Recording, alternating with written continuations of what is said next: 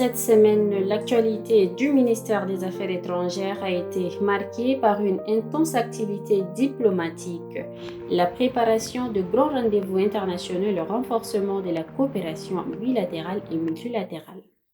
Mandaté par le président de la République, le maréchal Mahamad Idriss Déby Itno, la ministre déléguée auprès du ministre d'État, ministre des Affaires étrangères, chargée de l'intégration africaine et des Tchadiens de l'étranger, Madame Fatime Aldine Garfa, a effectué une tournée diplomatique dans plusieurs pays africains en prélude au Forum africain de l'eau, de la vision à l'action prévue les 15 et 16 juillet à N'Djamena. Au Niger, elle a été reçue successivement par le président Abdurrahman Tiani et le premier ministre Ali Mohamed Lamine Zen, à qui elle a remis un message du chef de l'État ainsi qu'une invitation officielle à participer au forum.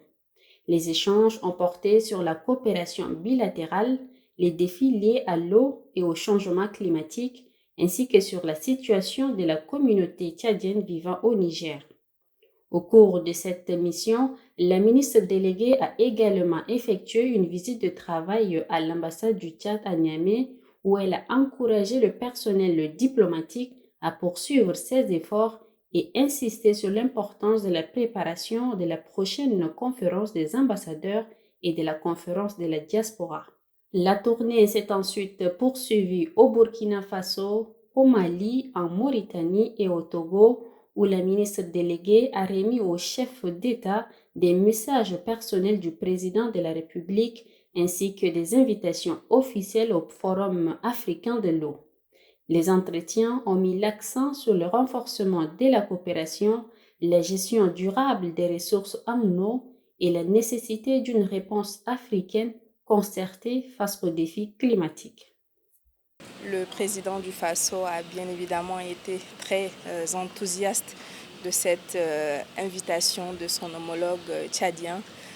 Comme il l'a dit, nous faisons face à des défis communs, qui soient climatiques ou environnementaux, et traiter la question de l'eau ou toutefois avoir une réflexion commune entre ces deux pays frères afin de trouver des solutions durables et communes toujours pour nos deux peuples. Je pense que ça a été très fructueux et le Tchad et le Burkina continueront dans cette dynamique-là pour résoudre ensemble les défis auxquels font face ces deux pays frères pour le bien-être des populations. Nous avons été reçus tout à l'heure par son Excellence, Monsieur le Président de la République de Mauritanie, chef de l'État, à qui nous avons transmis le message de son homologue et frère du Tchad. Nous avons aussi transmis au chef de l'État une invitation officielle à participer au Forum africain de l'eau qui sera organisé à N'Djamena les 15 et 16 juillet 2026.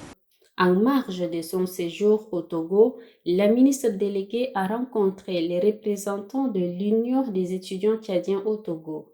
Les échanges ont porté sur les conditions de séjour et d'études de la communauté tchadienne, forte d'environ 7000 étudiants. Les préoccupations exprimées seront donc transmises aux autorités compétentes. À N'Djamena, le ministère des Affaires étrangères a engagé les préparatifs du sommet des chefs d'État des pays membres du CAMES que le Tchad accueillera prochainement. Représentant la ministre déléguée, présidente du sous-comité chargé des préparatifs, le secrétaire général du ministère, Dr Djangbe Gelgar Evaris, a présidé une réunion de concertation consacrée à la mise en place du comité d'organisation et à la définition des orientations des travaux préparatoires. À travers cette mobilisation, le Tchad réaffirme sa volonté d'organiser un sommet de référence au service de l'enseignement supérieur, de la recherche scientifique et de l'intégration académique africaine. Autre temps fort de la semaine, l'Académie diplomatique du Tchad a officiellement accueilli les 35 lauréats de sa toute première promotion. Cette rencontre de prise de contact a permis de présenter le programme de formation, et le calendrier académique. La pré-rentrée débutera le 15 juillet, tandis que la rentrée officielle est prévue le 1er octobre 2026. En Asie, le nouvel ambassadeur du Tchad auprès de Singapour, avec résidence à Pékin, son Excellence Abakar Saleh Shahaimi, a présenté ses lettres de créance au président Tahman. Cette première accréditation d'un ambassadeur tchadien à Singapour marque une nouvelle étape dans les relations bilatérales. Les deux parties ont convenu de renforcer leur coopération dans les domaines de la digitalisation, du développement économique, de la formation et des investissements, tout en échangeant sur les défis sécuritaires régionaux.